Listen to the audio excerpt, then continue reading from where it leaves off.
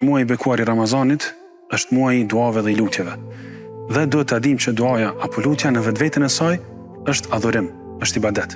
Ndër duat që i kishim përgjedh që t'i bëjmë në këtë muaj të bekuar, është duaja gjithëpërfshirëse: Rabbana atina fid dunya hasana wa fil akhirati hasana wa qina adhaban nar.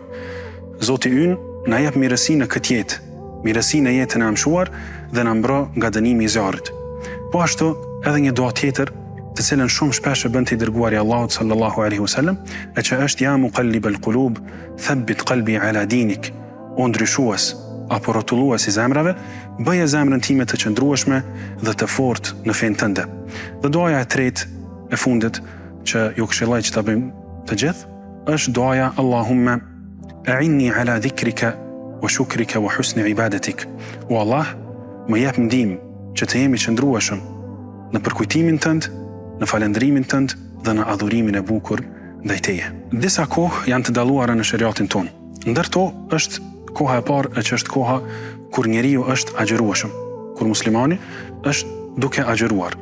Posaçërisht në kohën e fundit, në kohën e iftarit, ku i dërguari Allah sallallahu alaihi wasallam na ka treguar se në këto kohë pranohen duat.